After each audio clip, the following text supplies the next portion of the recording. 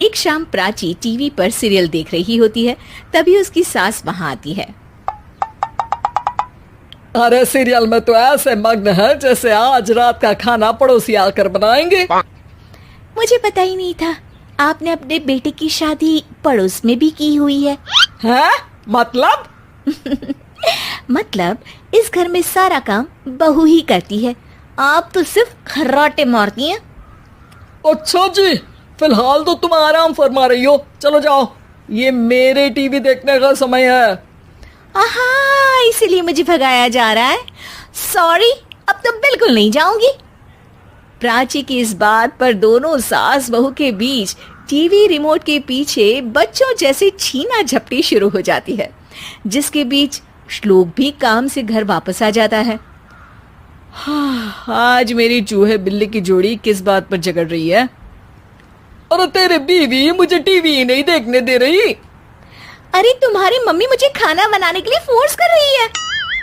अरे वाह, ऐसे बेतुके रीजन पर तो बच्चे भी झगड़ा नहीं करते। अरे मुझे कुछ मत बोल, सब इसने ही शुरू किया है। हाँ हाँ, जैसे आप तो बहुत दूध की धूली है ना। अरे बस, दोनों चुप। प्राची जाओ, खाने की तैयारी करो। और माँ तुम छोड़ो, तुम्हें क्या बोलूं, शांति से अपना सीरियल देखो, मुझे दोबारा लड़ने की आवाज सुनाई नहीं देनी चाहिए। ऐसा बोलकर श्लोक वहां से चला जाता है, जिसके पीछे पीछे प्राची भी कुछ न कुछ बड़बड़ाते हुए रसोई में चली जाती है। हाँ हाँ, सासू जी को तो कुछ बोलेंगे ही नहीं, बस मुझ पर ही हुक्म चलता है, खाना बनाओ, जैसे मैं इनके घर में खाना बनाने के लिए आई हूँ। इसी तरह शाम बीतती है और रात को श्लोक और प्राची की सास खाना खाकर सोने चले जाते हैं, लेकिन प्राची गुस्से में कुछ खाए बिना काम में ही लगी रहती है। इस घर में किसी को घंटा फिक्र नहीं पड़ता, मैं खाऊं या भूखी रहूं। प्राची कुछ देर के लिए रसोई से बाहर जाती है और जैसे ही वापस आती है तो वहां दूध का भरा ग्लास देखकर हैरान रह जाती है। फिक्र पूरी है, बस दिखाना नहीं है। प्राची दूध पीकर सोने चली जाती है और अगली सुबह एक बार फिर सास बहू का कार्टून नेटवर्क स्टार्ट हो जाता है। ये तुमने ही किया है। अरे अजीब जबरदस्ती है, मैं बोल रही हूँ मैंने कुछ नहीं किया। दोनों ने मिलकर पूरे घर को पागल खाना बनाया हुआ है।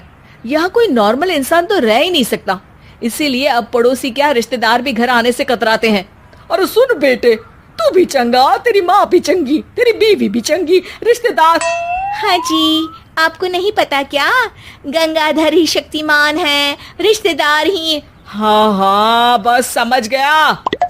कभी जानवरों जैसे लड़ेंगी तो कभी जुगलबंदी करेंगी। भाई मैं आप दोनों के बीच में नहीं फंसना चाहता। सास बहू की इस मनमौजी जोड़ी से परेशान होकर श्लोक अपना सिर खुजलाता वहां से चला जाता है। चलो अब मैं भी कीर्तन में जा रही हूँ। इस पर जैसे ही सास कमरे में अपना पर्स लेने जाती है तो वहां नाश्ते की प्लेट रखी देख मुस्कुराने लगती है और नाश्ता करके घर से बाहर निकलते हुए कुछ पैसे टेबल पर रख जाती है, जिसके कुछ देर बाद सिलेंडर वाला घर आता है। ओ मोरी मैया, मैं सिलेंडर के बारे में तो बिल्कुल भूल ही गई थी। घर खर्च के सारे पैसे भी मम्मी के पास है और श्लोक से बोला तो उल्टा 4 बात सुनाएंगे।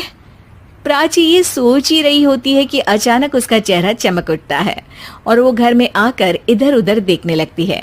तभी उसकी नजर टेबल पर रखे पैसों पर पड़ती है, जिन्हें वो सिलेंडर वाले को दे देती है। ये सब श्लोक देख लेता है। अच्छा बेटे, इतना बड़ा घोटाला, सबके सामने मैं तेरी दुश्मन और पीठ पीछे तेरी मेरी यारी। इस पर श्लोक एक प्लान बनाता है और शाम को सब एक साथ बैठे होने पर बोलने लगता है। माँ, तुम दोनों की बहुत लड़ाई होती है, इसलिए मैं सोच रहा हूँ कि प्राची को उसके घर छोड़ाऊं, इससे वो भी खुश रहेगी और तुम भी। अचानक श्लोक की ये बात सुनकर सास बहू शौक से उसकी तरफ देखती है। अरे ऐसे कैसे घर छोड़ाओगे, मुझे कहीं नहीं जाना। अरे तुमने बोला नहीं पर मैंने सुन लिया, तुम्हें मम्मी के साथ रहना अच्छा नहीं लगता, मुझे पता है। अरे वाह, अरे जब बहू खुद कुछ काम बोले तो वो तुझे सुनता नहीं, और अब जो इसने बोला ही नहीं वो तू समझ गया। जब उसे नहीं जाना तो फिर जबरदस्ती क्यों कर रहा है? अच्छा, फिर आपको मौसी के घर छोड़ाता हूँ, बस अब आप दोनों एक घर में एक छत के नीचे नहीं रह सकती। मैं इस टॉम एंड जेरी की जोड़ी को और नहीं झेल सकता। है? ऐसे कैसे नहीं रह सकते? तुम्हें इतनी दिक्कत है तो तुम्हारा बोरिया बिस्तर पैक कर देती हूँ, लेकिन मम्मी जी कहीं नहीं जाएंगी। बिल्कुल यही सुनना था मुझे।